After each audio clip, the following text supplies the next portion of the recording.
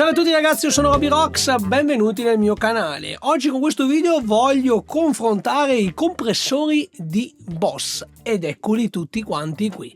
Abbiamo il Boss Compressor Sustainer CS1, CS2, CS3 e il compressor CP1X. Questa è tutta la serie di modelli di compressori realizzati da Boss a partire dal 1978 fino ad oggi 2025. Chiaramente e naturalmente ci sono varie produzioni fatte in Giappone, fatte in Taiwan, fatte in Malesia, ma sostanzialmente questi sono i 4 modelli di compressore che troviamo appunto nel catalogo Boss. Andiamo a confrontarli insieme, andiamo a vedere quali sono le differenze sia sotto l'aspetto pratico sia e soprattutto sull'aspetto sonoro. Quindi partiamo dal capostipite, il Boss CS1 che fu prodotto solamente in Giappone dal 1978 al 1982. È un compressore di tipo ottico molto diverso dagli altri che lo susseguono. Inoltre, altra particolarità, è l'unico insieme al Boss TV1 ad avere questo switch qui centrale. A seguire, in ordine cronologico, il Boss CS2, prodotto dal 1981 al 1989. C'è la versione Made in Japan e la più recente Made in Taiwan. Quella che vediamo qui è la versione Black Label Made in Japan. Il CS2, come pure il CS3, è un compressore di tipo VCA. Infatti il circuito di questi due è veramente molto simile, per dire quasi uguale. Arriviamo poi alla terza serie, il CS3, prodotto dal 1986 fino ad oggi, è tuttora in produzione.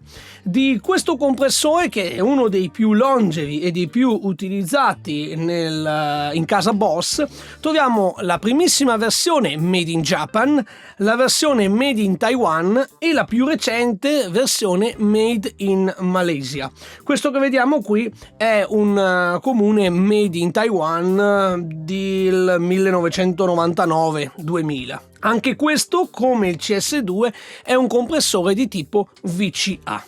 Arriviamo poi all'ultimo nato, quindi nel 2016 Boss produce il compressor CP1X, anch'esso come il CS3 tuttora in produzione. Il compressor CP1X lo troviamo in due versioni, il Made in Taiwan ed anche il Made in Malaysia.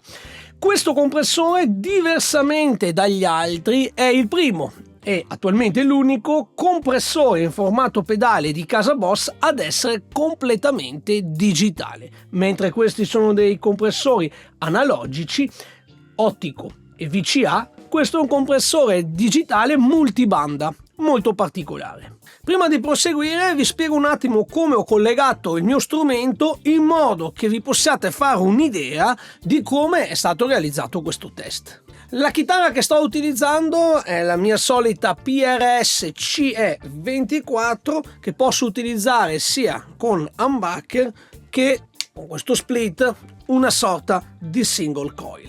Bene, la mia chitarra l'ho collegata direttamente in input a questa mia switching pedalboard, in modo da poter utilizzare singolarmente e indipendentemente questi 4 pedali. Per quale motivo ho scelto di fare questa cosa? Potevo benissimo entrare nel primo e collegarmi a cascata, certo, ma come sappiamo tutti i pedali Boss, dal più recente al più vecchio, sono tutti bufferizzati. Questo significa che anche quando il pedale è bypassato, il segnale viene comunque trattato all'interno del suo circuito. Dunque, se li avessi collegati tutti in serie, il risultato potrebbe anche essere stato un po' falsato.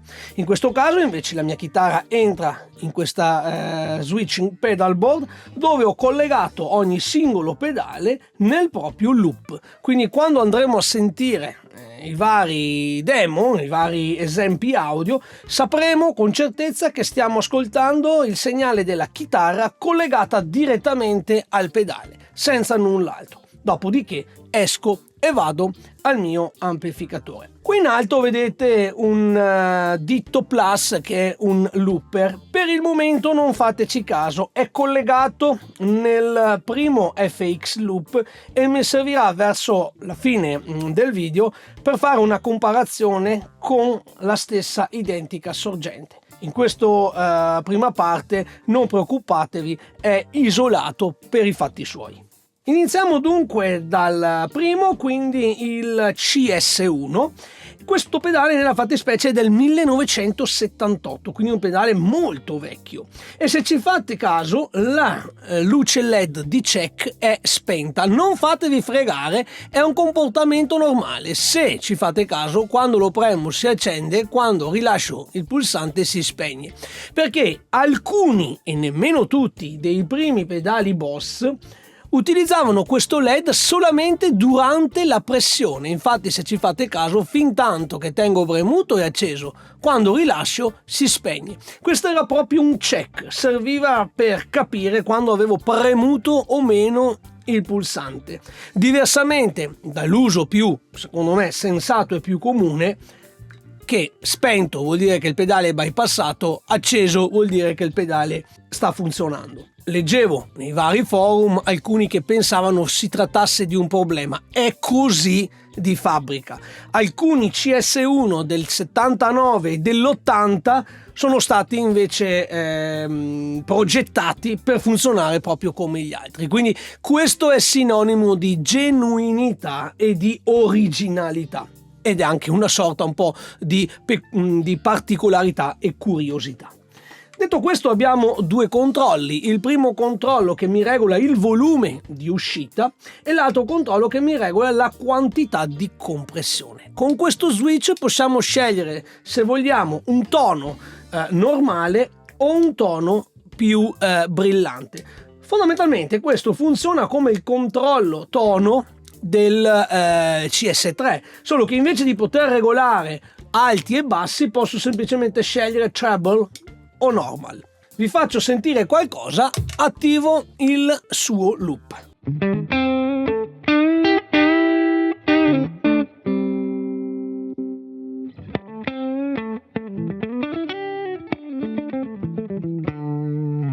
Ok, avete sicuramente notato un drastico abbassamento del volume. Infatti la particolarità di questo pedale è proprio che abbassa moltissimo il volume generale. Aumentiamo il volume al massimo se vogliamo avere circa la stessa intensità di uscita, lo stesso volume, anche se comunque non lo raggiungeremo mai.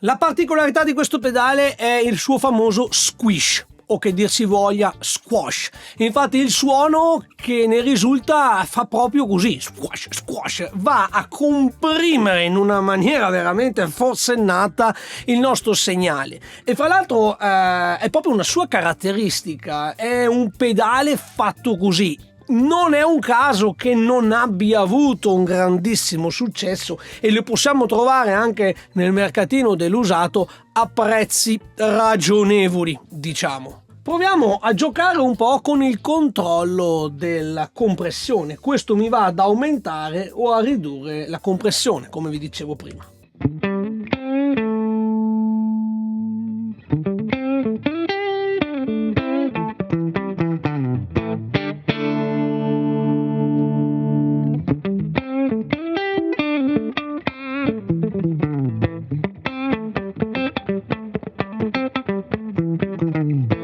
Utilizziamo lo switch e mettiamoci in modalità treble.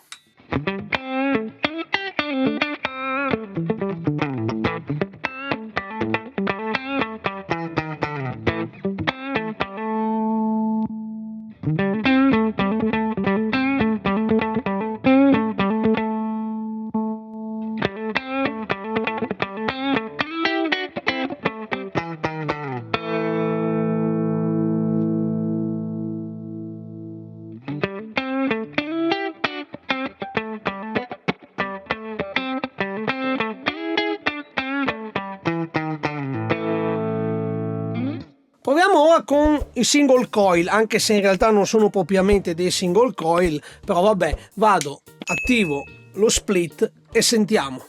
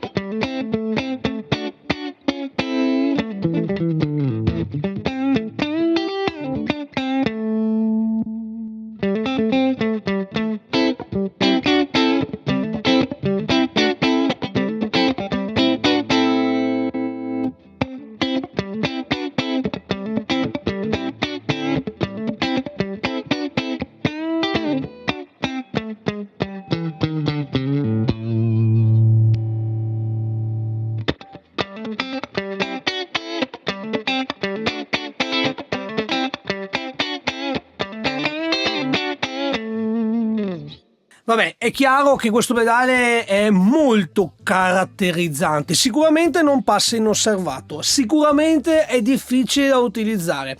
Ok, questo, come vi dicevo, è un compressore ottico, utilizza dei fotocopiatori per poter appunto comprimere il segnale, sostanzialmente utilizza la luce, un LED per poter gestire i livelli di segnali. È un circuito completamente diverso dai prossimi che vedremo. È veramente molto aggressivo.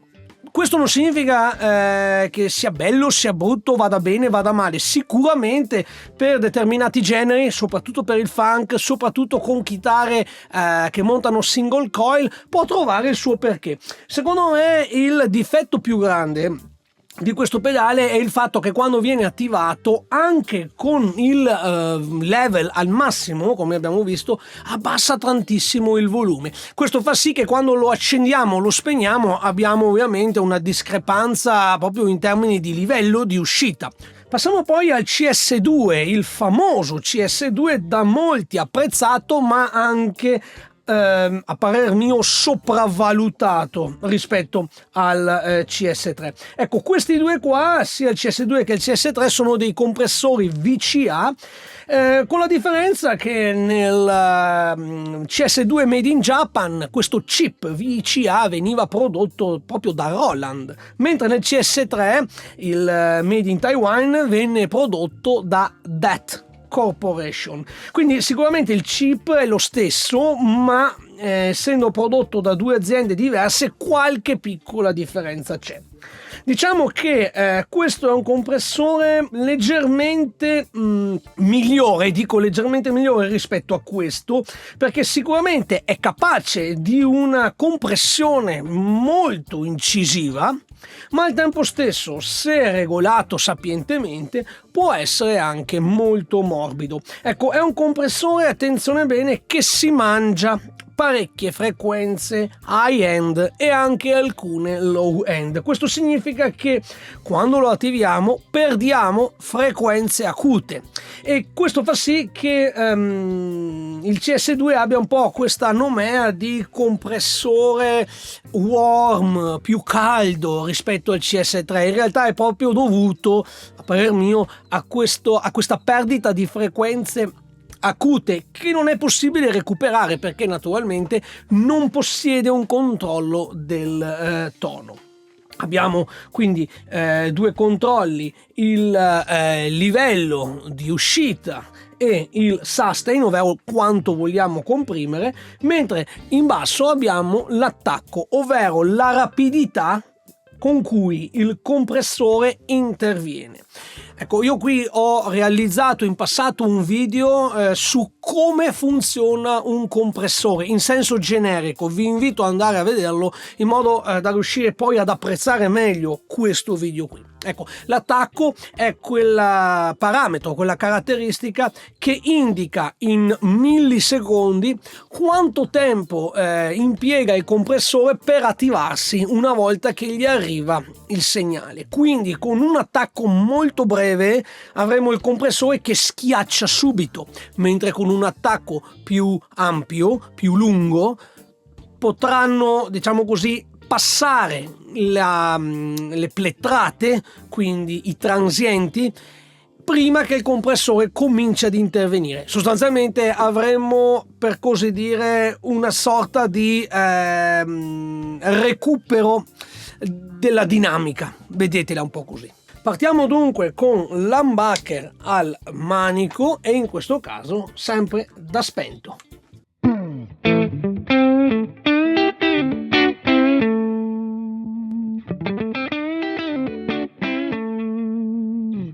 Aumentiamo un po' il livello giusto per avere un guadagno unitario.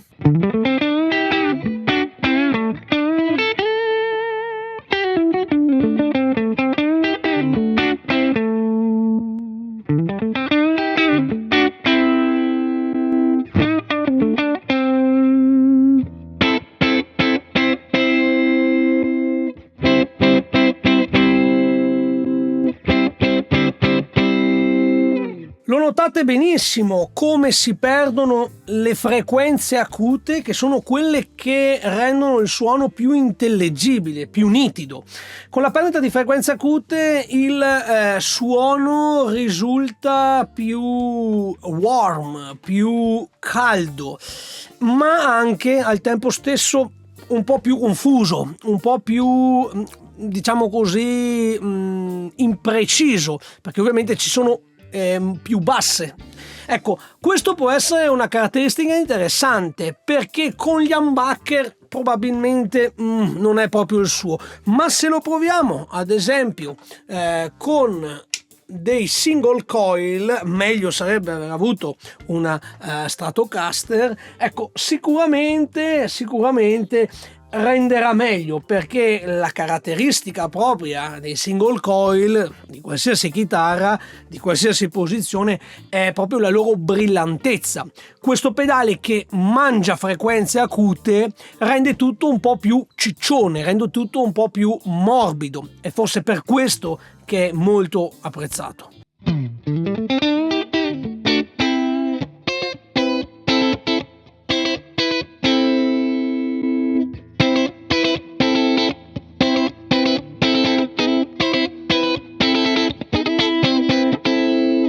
Sì, si vede chiaramente come con il single coil dia un po' un risultato personalmente migliore. Torniamo per un attimo con l'humbucker al manico e proviamo a giocare con il controllo sustain e il controllo attacco.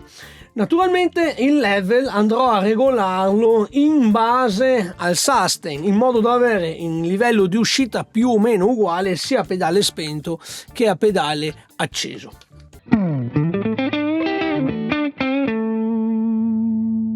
Abbassiamolo un po' giusto per avere meno compressione, per avere un po' più, diciamo così, di naturalezza, e vado anche ad aumentare l'attacco, quindi vorrà dire che il pedale in questo caso comprime meno e lo fa con un tempo di attacco più lungo, quindi interviene meno. Sostanzialmente in questo modo dovrai preservare la dinamica.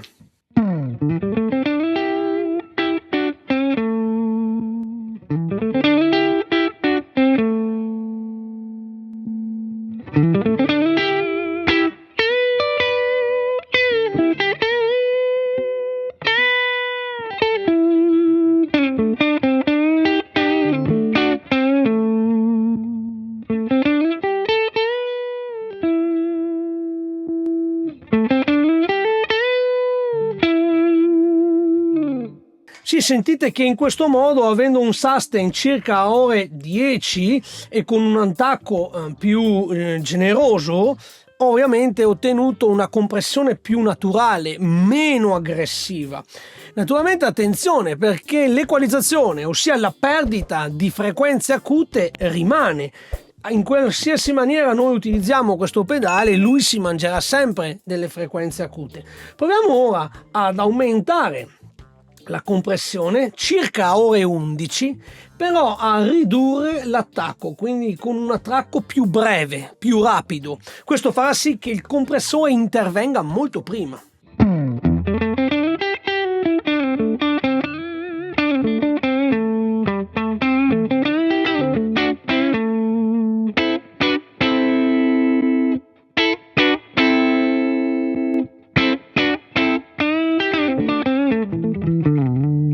Sentite come in questo caso naturalmente abbiamo perso attacco, abbiamo perso dinamica in favore del sustain, perché naturalmente in questo caso, soprattutto se aumentiamo ancora la compressione, la nota dura molto di più.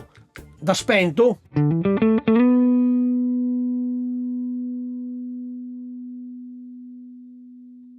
da acceso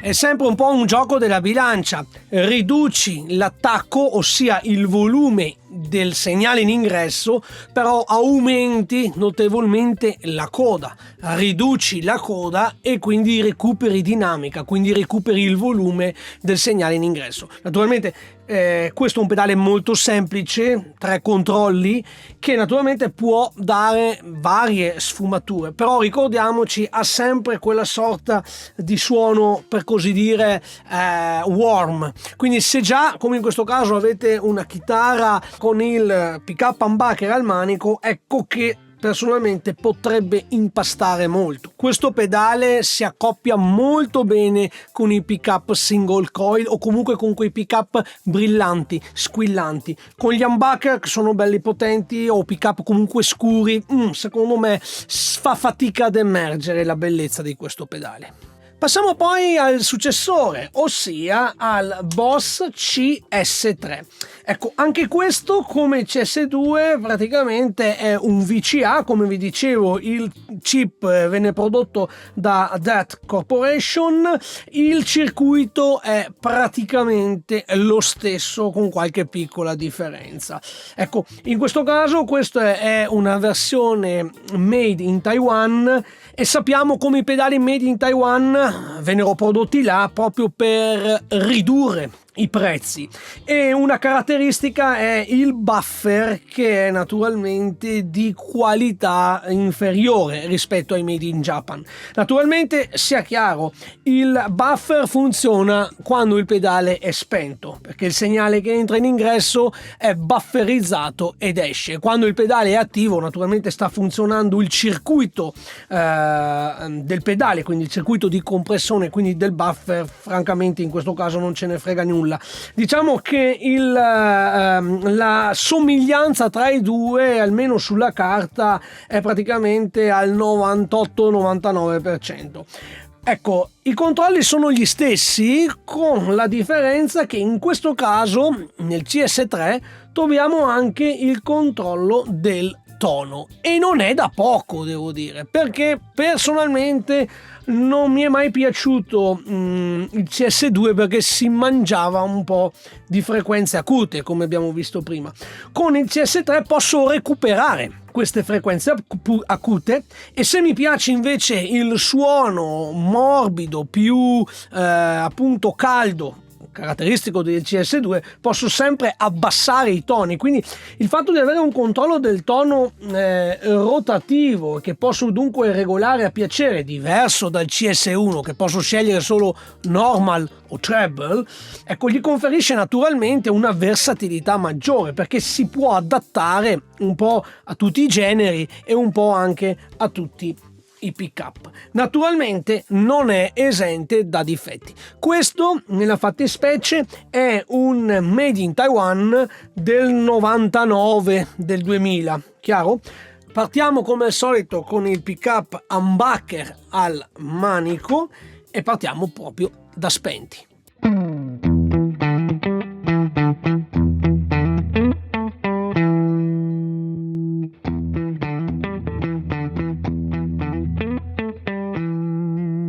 Ecco, in questo caso sentiamo subito come il suono venga ammazzato sia di volume sia di dinamica. Quindi innanzitutto andiamo a ridurre un po' il sustain e andiamo ad aumentare il level, in modo da recuperare un po' di volume.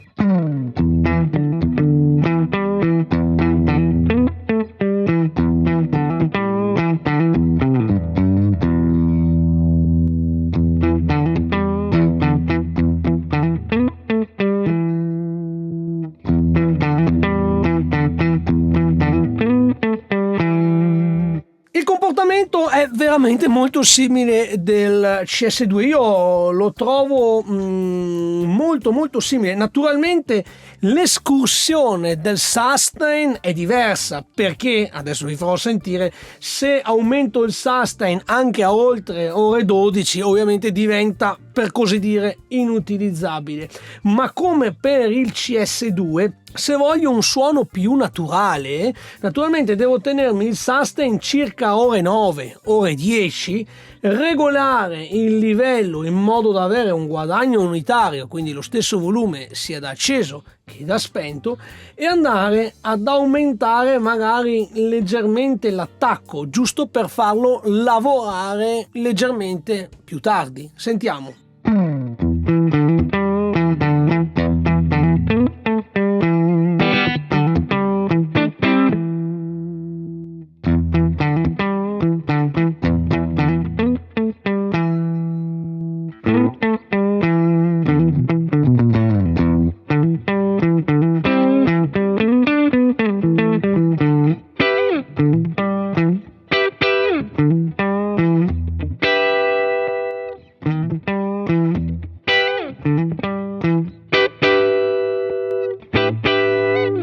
Notiamo anche in questo caso la caratteristica identica del CS2, perdiamo high end, quindi perdiamo frequenze acute e perdiamo anche un po' di low end, un po' di ciccia, un po' di grasso sotto, esattamente come il CS2. In questo caso però a nostra disposizione abbiamo il controllo del tono, quindi se voglio un suono più chiaro, più fresco, posso recuperare andando ad aumentare leggermente le alte. Sentiamo.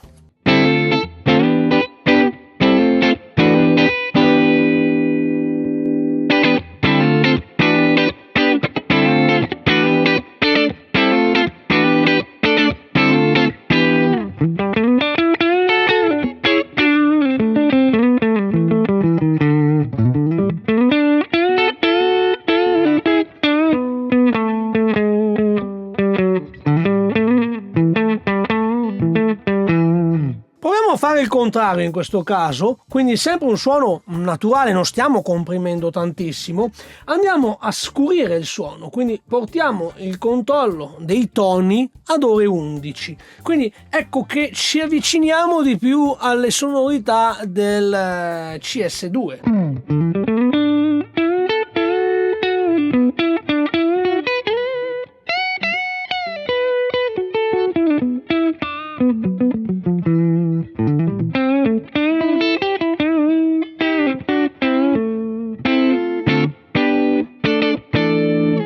Naturalmente possiamo spaziare da esageratamente toni a 0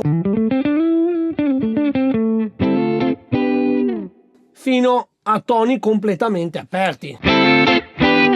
Però naturalmente in questo caso io evito di fare regolazioni così esagerate.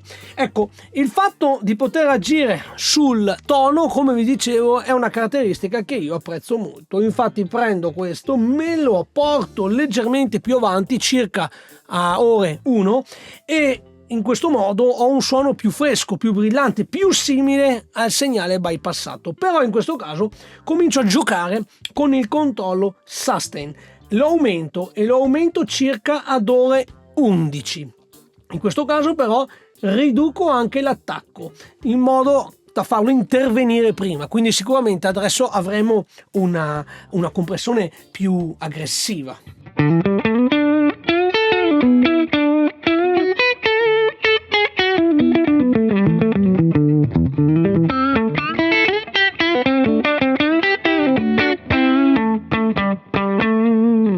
Aumentiamo ancora la compressione, andiamo a ore 1.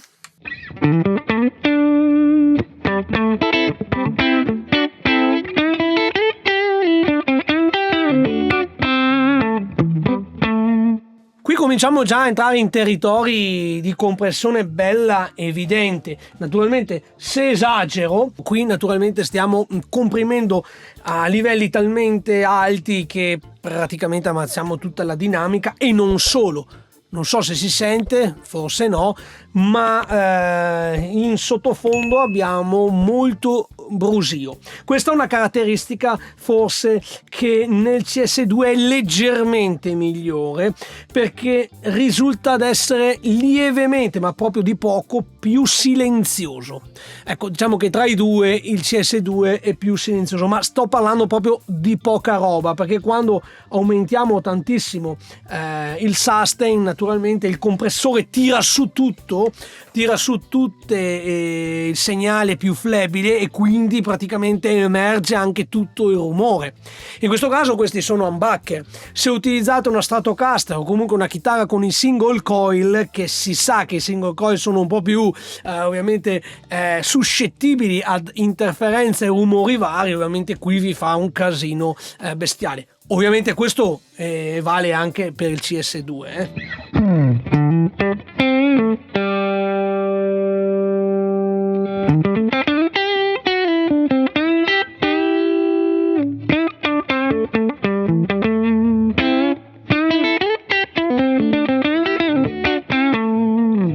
Io torno a ore 12 e mi posiziono in questo caso con il single coil, per così dire, uso sempre lo split, al ponte. Proviamo a sentire con questa sorta di single coil come si comporta.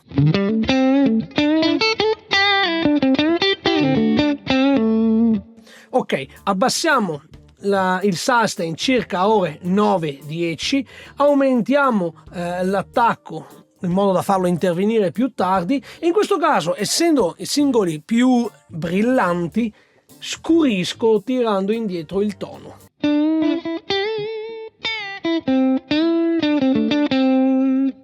Aumentiamo un po' il livello.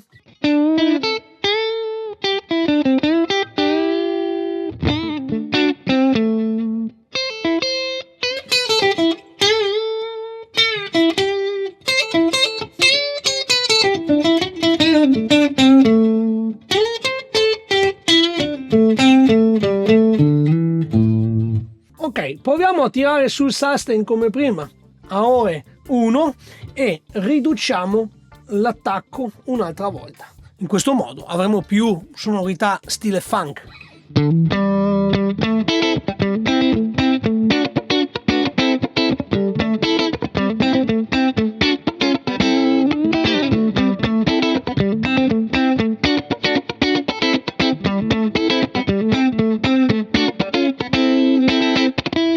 Sentite come anche il CS3 sia capace, come il CS2 e naturalmente il CS1, di avere questa sorta di squish o di squash, non so se si dice squish o squash, comunque quella sensazione di quish, molto cara, molto bella nel funk, però naturalmente se lo utilizziamo per un assolo o comunque per un arpeggio diventa abbastanza borderline, quindi in questo caso utilizzo regolazioni diverse. Piccola interruzione, io vi invito a sostenere la mia attività abbonandovi al mio canale. Lo potete fare scegliendo uno dei vari livelli di abbonamento. In base al livello scelto avrete a disposizione vari vantaggi, come ad esempio contenuti esclusivi e l'accesso all'area di condivisione riservata. Per informazioni scrivete a abbonamenti@robyrocks.it. Grazie. Ecco, vedete come in realtà i due pedali sono, a mio avviso, molto simili. Il CS3 purtroppo è detestato da molti, additato come un pedale che fa schifo, che suona male. Diversamente il CS2 osannato nell'Olimpo dei compressori. Diciamo che fra tutti i compressori esistenti al mondo, CS2 e CS3 sono dei compressori che non me ne voglia Boss, ma sono dei compressori qualitativamente scarsi. Troviamo dei compressori che costano un occhio della testa in formato pedale e naturalmente permettono di fare molto di più e di farlo anche meglio. Questi sono dei compressori che io definirei diciamo così cheaper, ovvero economici. Oggigiorno soprattutto le versioni giapponesi di questi due hanno raggiunto quotazioni diciamo così vergognose, ma d'altronde un conto è collezionare pedali. Io sono un collezionista, mi piace collezionare pedali Boss, quindi li compro per collezione. Un conto è utilizzarli realmente. Ecco, io vi dico, per anni ho utilizzato un CS2 e ho sempre detestato questa perdita di frequenze acute. Poi l'ho venduto e mi sono preso un CS3, dove invece ho trovato la pace dei sensi. Naturalmente poi sono passato a ben altro. Però questo cosa voglio dire? Voglio dire che le differenze tra i due pedali ci sono, è innegabile, non posso dir di no, ma sono delle differenze veramente minime, soprattutto se andiamo a confrontare le due versioni giapponesi. Ricordo che questa è una versione Taiwan, quindi francamente trovo ingiusto additare il CS3 come lo schifo atomico e invece osannare il CS2 come l'ultimo ritrovato in termini di compressione. Sono due compressori molto simili che naturalmente vanno regolati sapientemente, ma naturalmente, ripeto di nuovo, sono veramente molto simili. Se vi interessa, se me lo chiedete, se ricevo un certo numero di richieste, posso farvi anche un video comparazione o un blind test tra i due. È già stato fatto innumerevoli volte e continuo a sostenere che io tutta sta differenza abissale io non la sento. Veniamo dunque all'ultimo della serie, il Compressor CP1X, in produzione dal 2016. Vediamo come perdiamo la scritta Compression Sustainer a favore di un più semplice compressor. Ecco, questo pedale è completamente diverso dagli altri. Questo è un pedale digitale. Questo significa che il segnale in ingresso al pedalino viene digitalizzato, viene convertito in digitale, processato tramite un loro sistema proprietario che chiamano Multidimensional Processing, per poi essere riconvertito in analogico in uscita.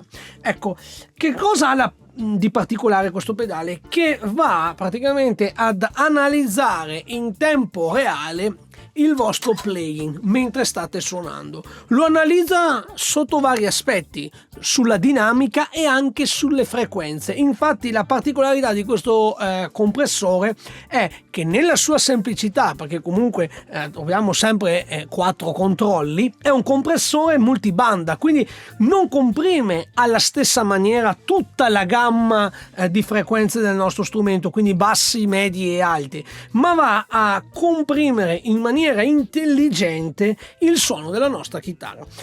Per quale motivo Boss ha deciso di fare questo? Perché diciamo che a detta loro, in questa maniera hanno creato un compressore che comprime sì il segnale, perché è quello che deve fare, ma lo fa preservando le caratteristiche sonore del nostro strumento, quindi senza scurire, senza schiarire, senza alterare, per così dire, il carattere della nostra chitarra.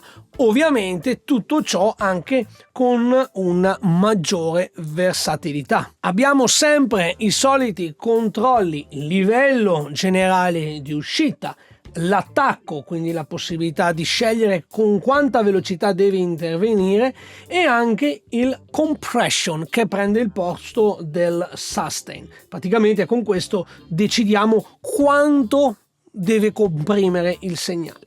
Però perdiamo il controllo del tono, e difatti non ce n'è bisogno, perché analizza lui il nostro segnale e non va ad interferire con il tono della nostra chitarra, e compare invece questo controllo qui, che è un controllo di ratio. Anche qui, come vi ho detto prima, io vi invito a seguire il video che ho realizzato su come funziona il compressore, dove vi spiego anche che cos'è la ratio. La ratio è un rapporto, praticamente viene regolato 2:1, 4:1, 5:1 e via dicendo, e sta a significare quanto segnale passa oltre la soglia che abbiamo impostato.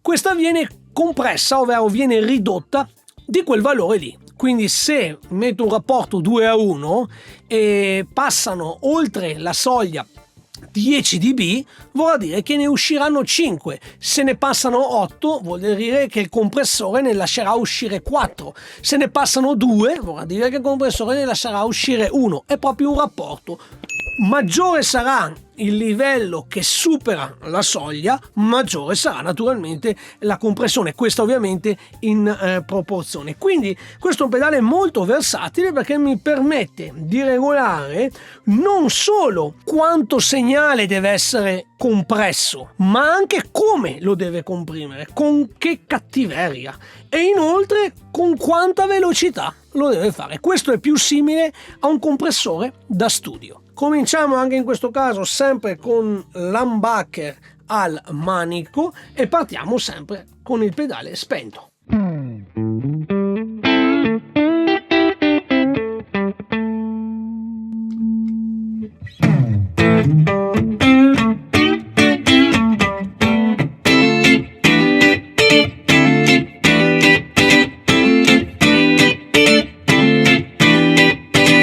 Sentite come in realtà il suono è rimasto molto naturale e devo dire, diversamente da tutti gli altri, rimangono le frequenze acute e anche quelle basse, dove prima le perdevamo, ora ci sono.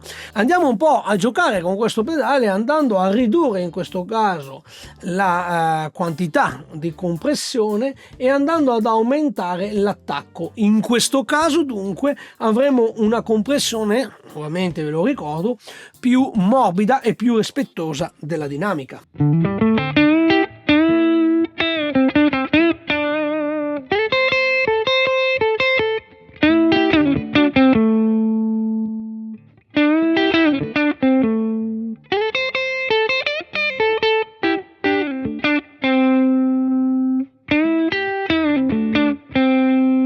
Aumento un po' il livello giusto per avere lo stesso volume.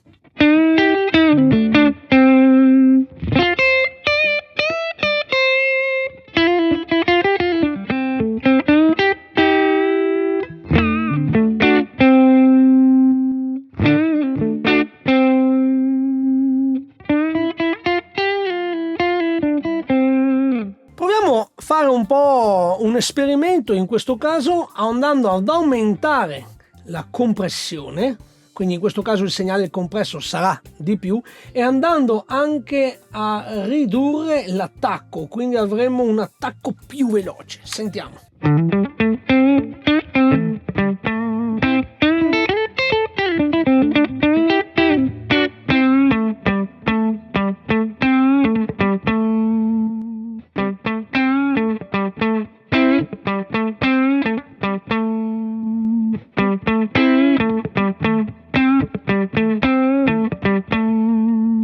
Molto bello, non è esagerato come gli altri, è molto rispettoso. Proviamo in questo caso a aumentare la ratio, quindi in questo caso andremo ad aumentare il rapporto con cui va a comprimere il segnale che supera, diciamo così, la threshold.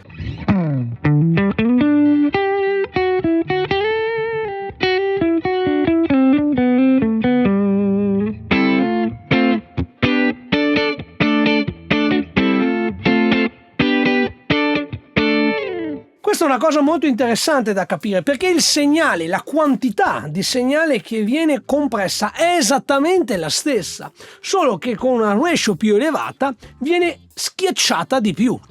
In questo caso, negli altri pedali che abbiamo visto prima, non c'era un controllo ratio perché è un'impostazione bloccata, diciamo così, decisa di fabbrica dal produttore. In questo caso invece ci viene data proprio la possibilità di regolarlo. Questo lo troviamo in pedali più costosi o comunque nei compressori da studio. Facciamo un test anche in questo caso con il single coil sempre al manico.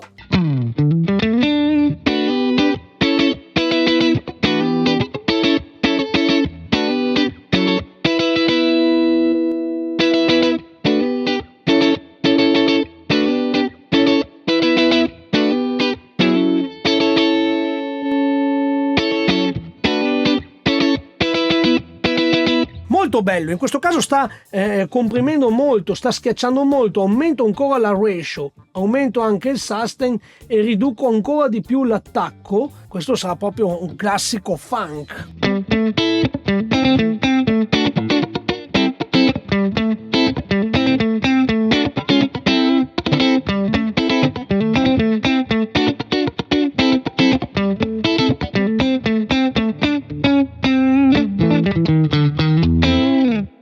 bello perché, ripeto, lascia proprio inalterato il carattere del mio strumento.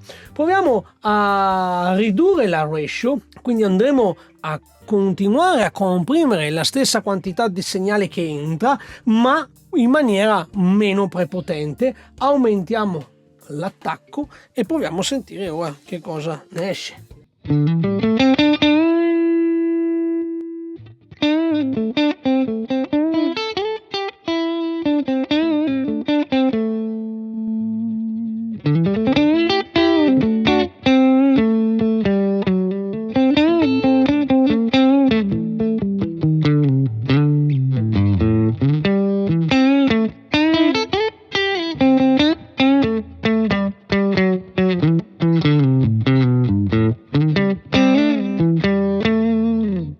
Devo dire, ragazzi, sono sorpreso.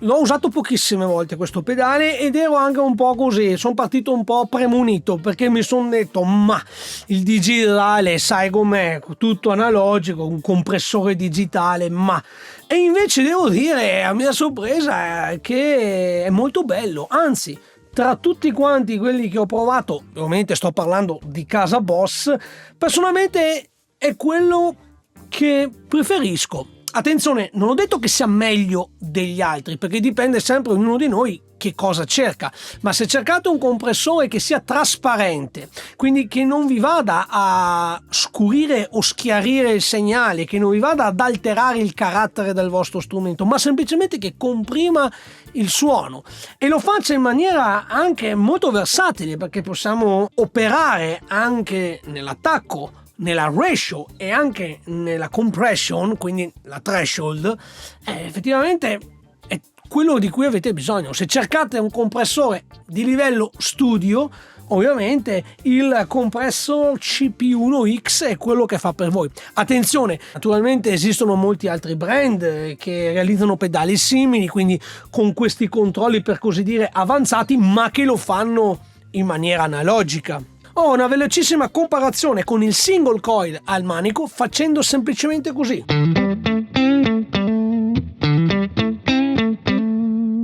Con tutti i controlli a ore 12, tranne naturalmente i livelli regolati in modo da avere un guadagno unitario.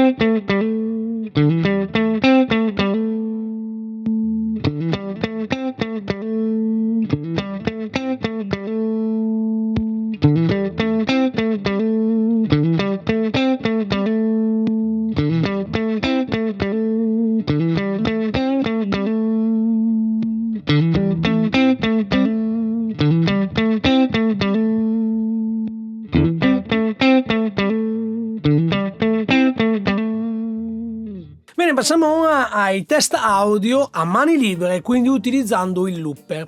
Per quale motivo ho deciso di utilizzare un looper? Beh, è molto semplice, perché in questa maniera avrò sempre la stessa identica sorgente audio, perché lo capite anche voi, per quanto un chitarrista possa essere bravo a suonare, è impossibile replicare esattamente lo stesso playing, quindi magari qualche differenza che sentiamo o che avete sentito non è dato tanto dal pedale, ma è dato magari, anzi quasi sicuramente, al fatto che io non riesco a suonare esattamente nella stessa maniera la cosa che ho suonato prima. Diversamente, se registro con un looper e lo mando in riproduzione, non ci scappa, soprattutto come in questo caso, che è un looper con guadagno unitario, quindi il livello di uscita è esattamente uguale alla mia chitarra. Partiamo con il primo, in cui sentiamo l'humbucker al manico.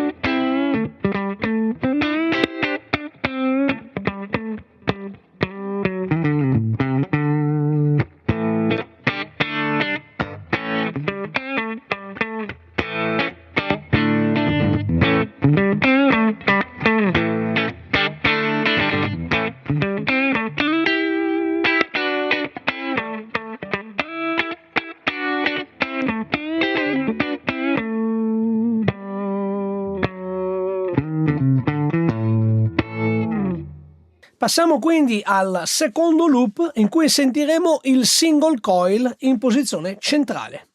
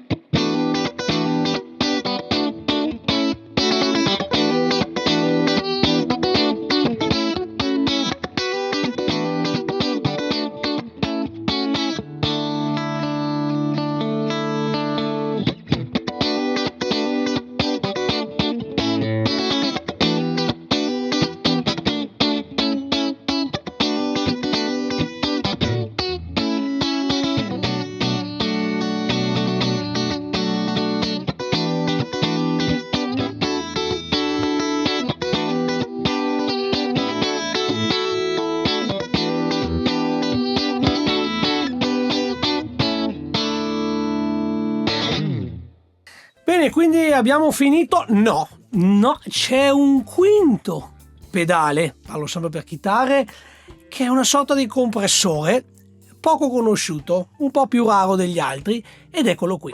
Sto parlando del Boss Limiter LM2. Questo pedale è stato prodotto sia in Giappone che in Taiwan dal 1987 al 1992.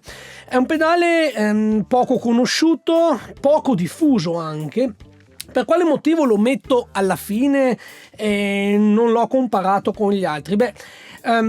Bisognerebbe capire innanzitutto che cos'è un limiter, e in realtà il limiter grosso modo è un compressore con una ratio, quindi con un rapporto di compressione infinito ad 1.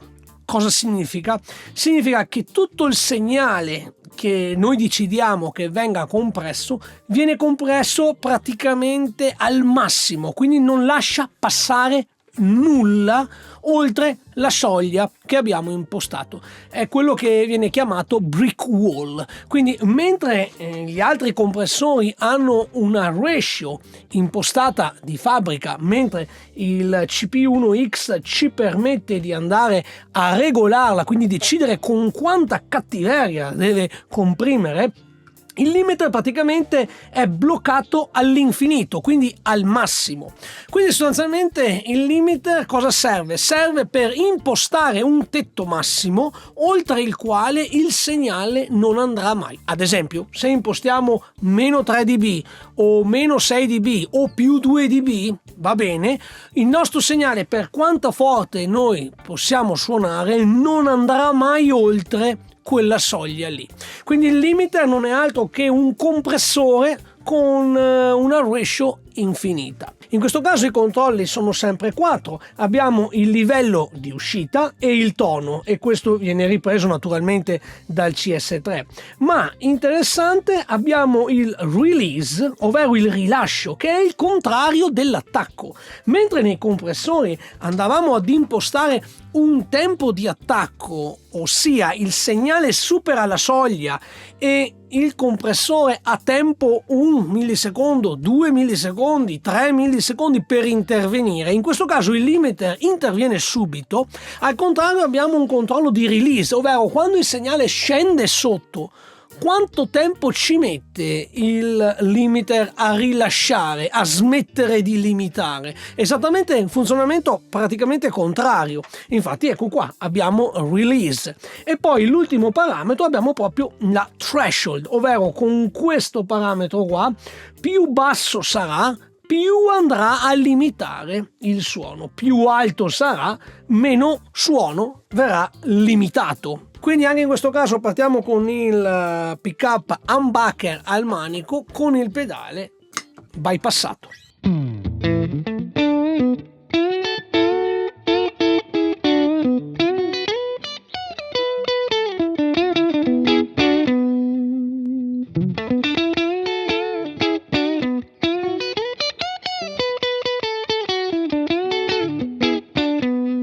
Aumentiamo un po' il livello, rendiamo un po' più scuretto il suono.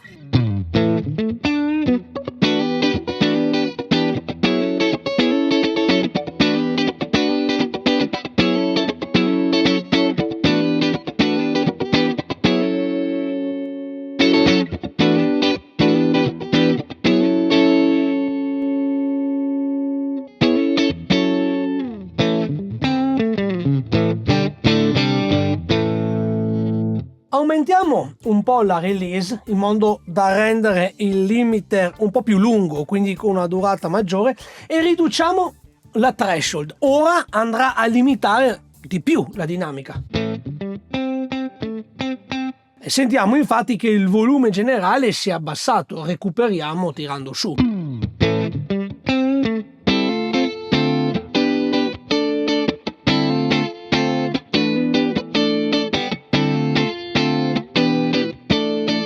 Abbassiamo ancora la threshold, compensiamo alzando il livello.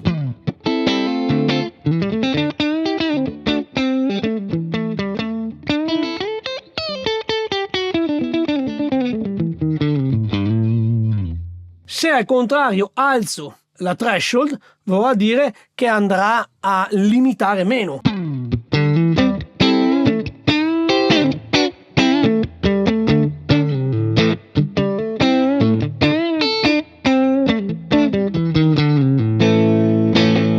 Il concetto è praticamente lo stesso di un compressore, però è il funzionamento e l'utilizzo ad essere diverso. Mentre un compressore lo possiamo regolare con una sorta di ratio e lo possiamo regolare perché vada a comprimere un po' tutto il nostro segnale, anche per avere un maggiore sustain, quindi per avere anche delle note che durano un po' di più. Il limiter ha un concetto diverso, praticamente non interviene mai finché stiamo sotto la threshold. Però nel momento che il segnale per qualche motivo tenta di superarla, lui lo blocca completamente. Quindi ecco, diciamo che per le chitarre elettriche è difficile trovare un limiter in pedaliera, e forse è proprio per questo che Boss rispetto per esempio al CS3 o agli altri lo ha prodotto veramente per poco ed è anche poco diffuso, mentre invece troviamo la versione per basso che invece è molto più diffusa, il Boss LM2B, che è praticamente lo stesso pedale ma regolato e pensato più per chitarre basso, proprio perché nel basso oltre alla compressione si cerca anche di avere un suono uniforme, evitare magari chi che fa slapping di avere dei picchi, avere dei transienti che poi potrebbero anche infastidire. Quindi ecco, è più pensato all'utilizzo per un basso. Ma nella chitarra diciamo che io il limiter, sempre naturalmente permesso e concesso che ognuno fa quello che vuole, io lo vedo più un pedale utile forse per chitarra acustica, dove la chitarra acustica è bello al naturale, dove magari nella chitarra acustica, soprattutto se faccio strumming, non ho la necessità di comprimere il segnale, quindi modificarne la dinamica, ho solo bisogno che non mi vada oltre una certa soglia. Quindi ecco che in caso di uno strumento acustico potrebbe forse essere più indicato. Nell'elettrica si è visto poco in pedaliera, però ci tenevo comunque, sebbene alla fine, metterlo qui nella lista dei pedali compressori limiter di Boss per chitarra. Naturalmente queste fanno parte della mia collezione che ho qui in studio, e ho voluto appunto fare una roba per così dire completa. Ecco, ditemi che cosa ne pensate, spero che il video vi sia piaciuto. Io ci ho messo anima e corpo, sapete che a me piacciono queste cose, sono molto appassionato, quindi magari se avete qualche specifica in più, se sapete qualcosa in più di questi pedali, volete aggiungere qualcosa che magari mi sono dimenticato, non è stato detto, magari ho anche tagliato via per questioni di tempo, scrivete pure, siete ben accetti. Io vi invito naturalmente a iscrivervi al canale, lasciare un like, cliccare sulla campanellina e perché no, fate un salto anche sul mio sito robyrocks.it, dove trovate i preset che faccio per i vari sistemi digitali. Vedete il camper sopperso dai pedalini, ma naturalmente trovate anche i corsi che realizzo e anche materiale gratuito da scaricare. Detto questo ragazzi, io vi saluto, vi ringrazio e ci vediamo al prossimo video. Ciao!